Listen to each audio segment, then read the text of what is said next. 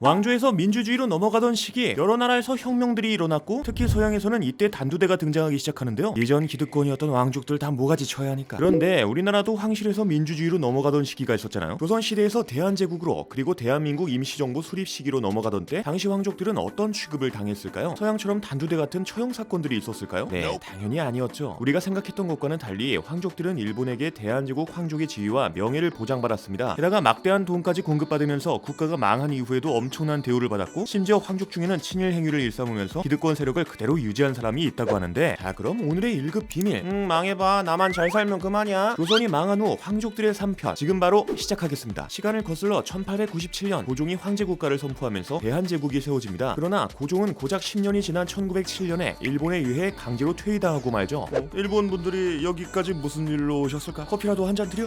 이거 우리 황제님 손 넘으시네. 헤이그에 사람을 보내셨더라고. 우리 꼰지르려고 하셨나봐. 아무도 모르게 보냈는데 이걸 걸리네. 여기 그런 게 아니라고 하면 믿을래? 황제님 말인데 당연히 믿어드려야지. 개뿔. 책임지고 황제 자리에서 내려옵시다. 뒤지기 싫으면. 뭐 이런 식으로 헤이그 특사 파견을 구실로 고종은 황제 자리에서 쫓겨났고 그 뒤를 이어 순종이 황제로 즉위하게 되었죠. 하지만 1910년 8월 22일 한일 병합 조약으로 인해 일본의 국권을 빼앗기면서 대한제국은 망하고 맙니다. 그런데 일본은 하루아침에 500년이 넘는 역사를 자랑하는 조선의 왕족, 아니 이제는 대한제국의 황족이 될 사람들을 쉽게 끌어내릴 수가 없어. 이미 한반도 내부에서 일본을 죽일 듯이 보고 있는 사람이 많은데 황족을 건드린다? 민심이 어디까지 떡락하게 될지 상상조차 안 되니까. 그러다 보니 일본은 한일 병합 조약에 대한제국 황실을 우대하는 내용을 집어넣었죠. 한일 병합 조약 3조와 4조를 보면 황족과 그 후예에게 그에 맞는 대우를 해주고 그 지위와 명예를 유지하기 위해 필요한 자금을 공급하겠다라는 내용이 들어가 있습니다. 이로 인해 일본은 대한제국 황족들에게 왕공족이라는 신분을 부여했는데요. 당시 일본은 황족과 화족, 사족 그리고 평민 순서로 계급이 존재했다고 하죠. 그리고 왕공족은 일본의 황족보다는 낮지만 화족보다는 높은 지위를 가진 계급이었다고 합니다. 한마디로 대한제국 황족은 새로운 신분으로 어느 정도 지위를 보장받았다는 건데, 일본은 그들에게 막대한 자금까지 지급해 주었죠. 그 결과 대한제국이 멸망한 후에도 황족들은 부족함 없이 지낼 수 있었습니다. 실제로 조선총독부 예산에 따르면 대한제국 황족들은 1911년부터 1920년까지 매년 150만 엔을 받았고 1921년부터는 매년 180만 엔을 받았다고 하죠. 1년에 180만 엔이라고 하니까 뭔가 그렇게 많다는 느낌이 들지 않잖아요. 보통 우리는 1엔은 10원과 같다고 보고 있으니 단순하게 생각해보면 1800만 원밖에 안 된다는 소리니까. 하지만 당시 180만 엔은 엄청나게 큰 돈이었습니다. 신분상으로 왕공족보다 높은 곳에 있던 일본 황족들이 매년 받는 돈이 4만 엔에서 10만 엔에 불과했기 때문이죠. 그러니까 대한제국 황족들은 일본 황족보다 18배에서 45배는 많은 돈을 받았다는 거야. 게다가 비록 망했다곤 해도 500년간 이어져 내려온 조선을 이끌던 사람들이다 보니 그들은 자체적으로도 막대한 돈을 가지고 있었습니다. 아니 이때 대한제국 황실에 돈이 얼마나 많았는지 고종의 아들인 영친왕 이은과 일본 반개 황족인 나시모토 노미야 마사코가 결혼할 때 다른 일본 반개 황족들의 부러움을 샀다고 전해지죠. 뭐라고? 국민들은 고통받고 있는 와중에 황족들은 일본에서 그렇게 많은 돈을 받고 있었다고? 이거 좀 그렇네 라고 생각하고 계신 분이 많으실 텐데요.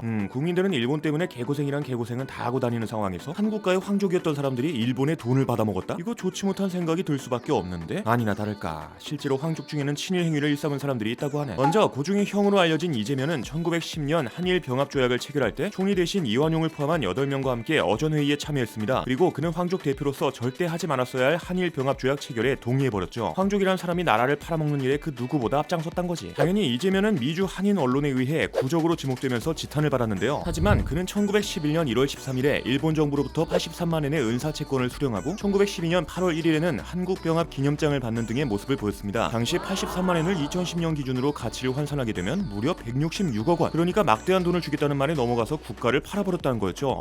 1912년에 사망했다곤 해도 황족이란 사람이 나라를 팔아먹었다니 진짜 화가 날 수밖에 없는데, 더욱 화나는 것은 이재면의 아들 이준용도 친일 행위를 했던 사람이란 겁니다. 이준용은 1909년 8월에 신궁봉 경회의 총재가 되어 활동했다고 하는데요. 신궁봉 경회는 일본 고유 종교 신토의 가장 높은 신인 아마테라스 오미카미와 단군이 원래 남매였다 라면서 둘을 함께 모셔서 제사를 같이 지내자고 주장한 단체입니다. 쉽게 말해 일본인과 조선인이 하나라는 일선 동주론을 구현하려던 친일 단체란 거지. 이렇게 친일 행위를 하던 이준용은 한일 병합 이후 왕족이자 친일파라는 점을 통해 훈 1등 우길장과 한국 병합 기념장을 받았죠. 훈 1등 우길장은 일본의 훈장 가운데 하나로 우길장 중에서도 최상위 훈장이라고 합니다. 이런 훈장을 받을 정도로 이준용이 친일 활동을 해왔단 거야. 그리고 이준용은 아버지인 이재면과는 별개로 16만 3천에 2010년 기준으로 32억 6천만 원을 따로 받았습니다. 아니 부자가 쌍으로 친일을 해가면서 일본에게 엄청난 돈을 받았단 거죠. 그러나 이준용은 자신의 아버지 이재면처럼 한일병합 이후 얼마 지나지 않아 1917년 40대의 나이로 사망했다고 합니다. 뭐 이렇게 황족들은 앞장서서 나라를 팔아먹고 막대한 돈을 받기도 했지만 진짜 다행히도 황족 중에서도 독립을 위해 노력한 사람도 있다고 하죠. 고종의 아들 의친왕 이강은 1910년에 나라를 빼앗기자 비밀리에 독립운동을 지원하기 시작했는데요. 1911년 위친항은 천도교의 지도자이자 독립운동가였던 손병희와 아주 비밀스럽게 만났습니다. 그리고 3만 평의 땅을 매입해서 봉안각을 세웠죠. 이 봉안각은 천도교 교육시설이었지만 다른 목적도 가지고 있었는데 다름 아닌 독립을 위한 이야기를 나누는 공간으로 사용된 거지. 위친항은 일본의 시선을 피해 봉안각에서 3.1운동에 대한 논의를 나누었다고 합니다. 실제로 3.1운동 당시 민족 지도자 33인이 한국의 독립을 선포한 독립선언서에는 위친항의 서명도 포함되어 있죠. 이미 국권이 넘어간 상황에서 황족에 대한 일본의 감시가 진짜 심각할 텐데 독립선언서에 서명했더니 독립에 대한 의지가 장난이 아니라는 걸 알 수 있잖아요. 그러다 보니 위친항은 안타깝게도 3.1운동이 실패로 돌아가자 평화적인 방법만으로는 독립을 쟁취할 수 없다고 생각하죠. 3.1운동을 위해 그렇게 열심히 준비했는데 그 결과가 겨우 이거라니. 그래도 성과가 아예 없는 건 아니지 않습니까? 일본 놈들의 기세가 많이 죽었습니다. 그것만으로는 부족합니다. 더 이상 평화적인 방법으로는 안 되겠어. 독립하기 위해선 일본 새끼들을 쥐어팰 힘이 필요해.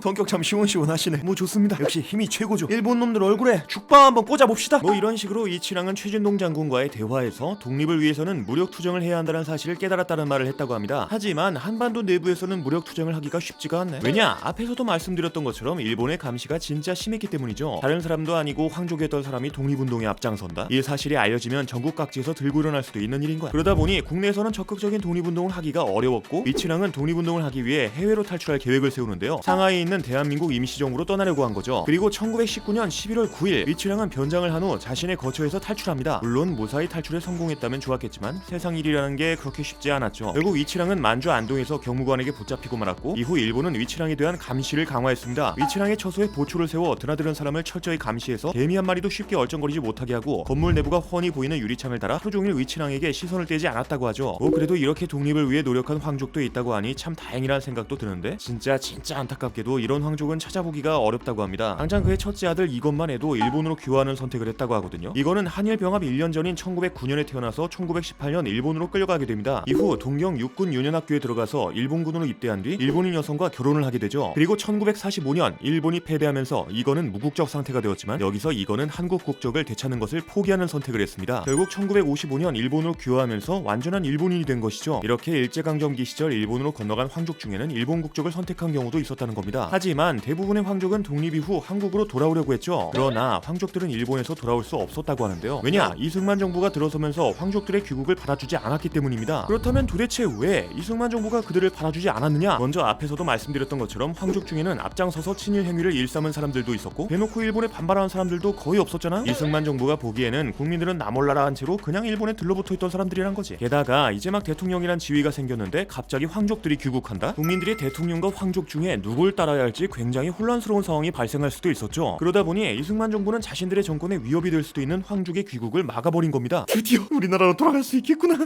빨리 가서 김치찌개 먹고 싶다. 뭐라고? 황족들이 우리나라에 들어오려고 한다고? 그놈들이 여기가 어디라고 발을 들여? 내 눈에 흙이 들어가도 안 돼? 그게 뭔 개소리야. 내가 내 나라에 돌아가겠다는데 누구 맘대로 안 된다는 거야. 참, 독립되기 전에는 입 꼭 다 타고 있더니 이제 와서 그딴 말을 한다고 내가 들어줄 것 같아? 안 돼! 돌아가! 뭐 이런 식으로 황족의 귀국을 막은 이승만 정부는 당시 황실 재산을 국고로 몰수해버리기도 했죠. 그리고 그들은 박정희 정부가 되어서야 다시 한국으로 돌아올 수 있었다고 합니다.